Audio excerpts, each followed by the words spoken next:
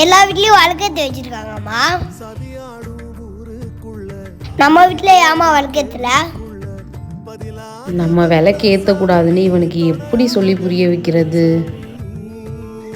சரி விடுமா, சொல்ல வேணாம்.